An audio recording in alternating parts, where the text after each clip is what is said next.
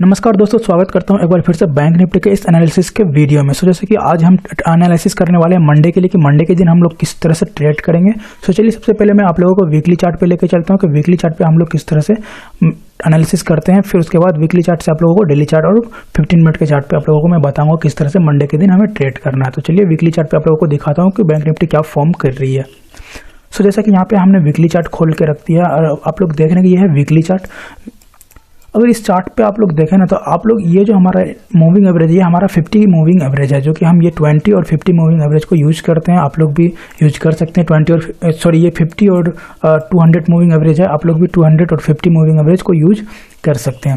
जैसे कि अगर बात करें कि अगर ट्रेंड लाइन की बात करें तो मार्केट क्या कर रहा है, इस 50 मूविंग एवरेज पे आके एग्जैक्ट सपोर्ट लिए और सपोर्ट लेने के बाद मार्केट ऊपर के साइड में बुल के साइड में गया है। अगर मार्केट कितना आप देखें तो मार्केट इस वीक क्या है, इस वीक एक डोजी कैंडल फॉर्म करके क्लोज की है। अगर इस डोजी कैंडल के बारे में एनालिसिस करें तो मार्केट ये बता रही है कि मार्केट में इस वीक पूरा जो है साइडवेज मोमेंटम रहा है। मार्केट ऊपर नीचे के साइड किया लेकिन कहीं बड़ा मोमेंट हमें देखने को नहीं मिला है। मार्केट एक जगह ही आके क्लोज की है, जो कि कोई खास मोमेंटम कोई खास पॉइंट हमें ऊपर के साइड या नीचे के साइड में देखने को नहीं मिला। मार्केट एक जगह ही आके रुकी हुई है।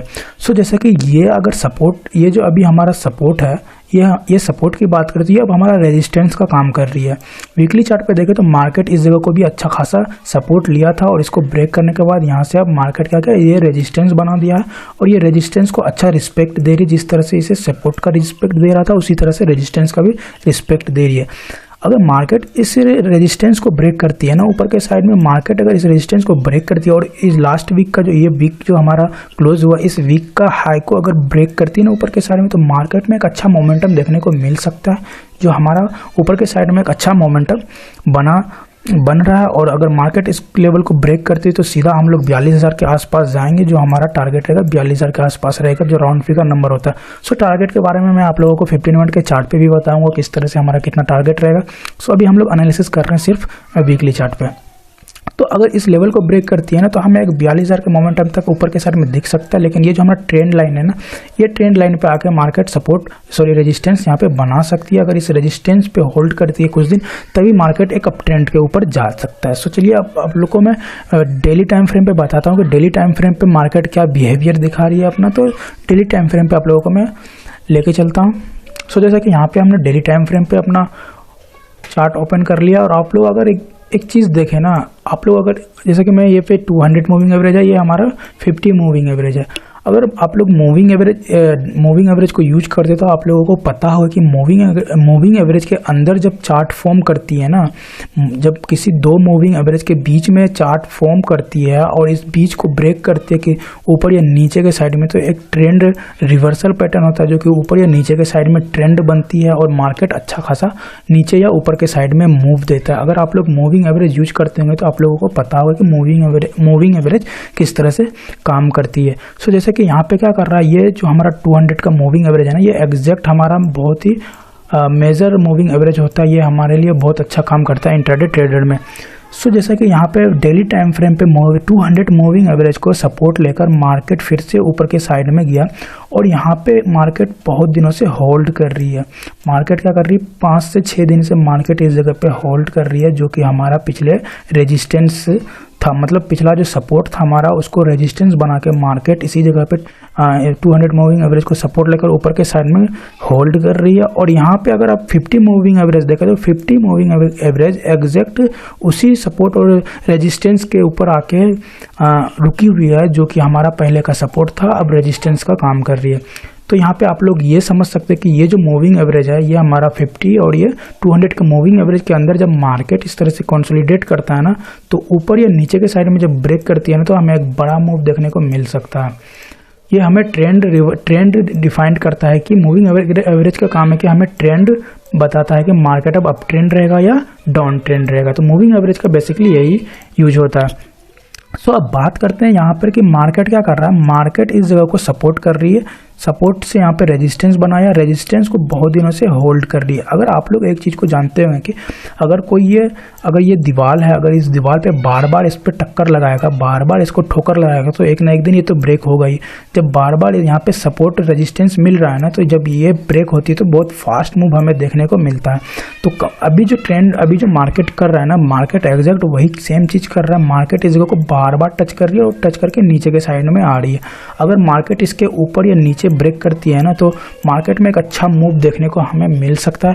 जैसा कि हमने पिछले वीडियो में भी मैंने बताया था कि मार्केट अगर नीचे ऊंचा गिरता है ना, तो 39,500 के नीचे के लेवल को होल्ड करेगी। अगर 39,500 के लेवल को होल्ड करके मार्केट अगर फिर नीचे गिरता है ना, तो हमें एक बड़ा डाउन ट्रेंड देखने को मिल सकता है। तो खैर, ये मैं ऊपर के साइड में भी बताया था कि 41,700 के लेवल को, अगर 700 से 800 के लेवल को मार्केट अगर ऊपर के साइड में ब्रेक करता है ना, तो फिर हम 42,000 के आसपास लेवल पे जा सकते हैं।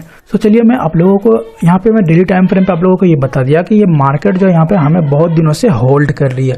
सो अब आप लोगों को मैं लेके चलता हूँ 15 मिनट के टाइम फ्रेम पे। सो जैसे कि सबसे पहले मैं आप लोगों को एक 1 आवर टाइम फ्रेम पे दिखाना चाहता हूँ एक मूविंग एवरेज क्या काम कर रही है, उसका एक डिफाइंड आप लोगों को मैं दिखाना चाहता हूँ।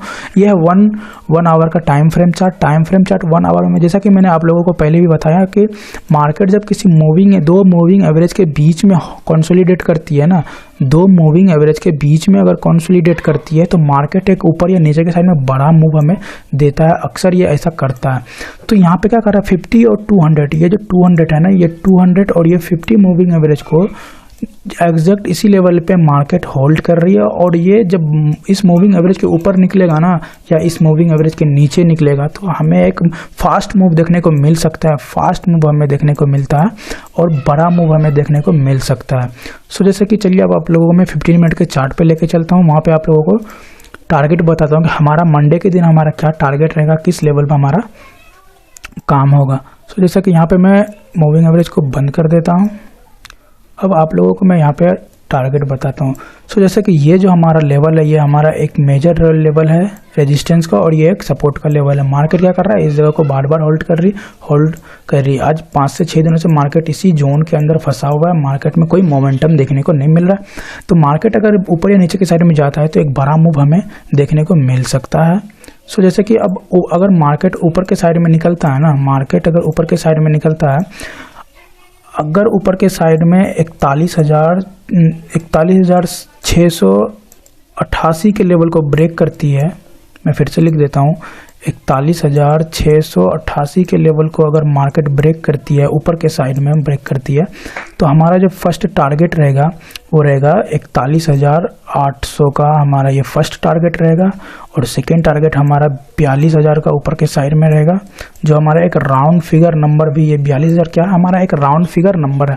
ये राउंड फिगर नंबर के बारे में आप लोग भी जानते हो। ये राउंड फिगर नंबर क्यों है, क्योंकि ये एक मेजर रेजिस्टेंस का काम करेगा। यहाँ पे जो है, यहाँ पे सेलर क्या किया होगा कि सेलर बहुत ज़्यादा कॉल, ज़्यादा OI यहाँ पे जनरेट होगा, ज़्यादा क्वांटिटी में इस जगह पे मार्केट रेजिस्टेंस लेगा।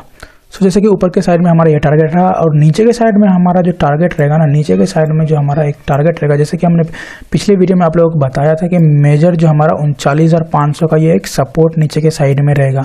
ये आप लोग ध्यान में रख के चलिएगा कि 39,500 का हमारा मेजर सपोर्ट है।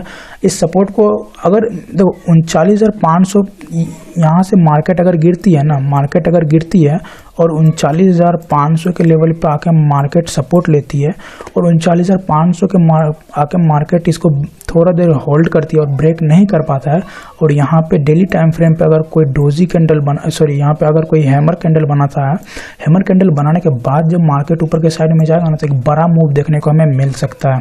सो वो मूव जो होगा बहुत फास्ट मूव होगा, और हमें वहाँ पे नया हाई के तरफ लेके जा सकता है बैंक निफ्टी। सो जैसे कि नीचे के जो टारगेट रहेगा हमारा, अगर मार्केट इस लेवल को ब्रेक करती है ना, तो नीचे अगर 41,355 के लेवल को नीचे के साइड में ब्रेक करती है, तो जो हमारा फर्स्ट टारगेट रहेगा 355 के लेवल को ब्रेक करती है, तो जो हमारा फर्स्ट टारगेट रहेगा 41,000,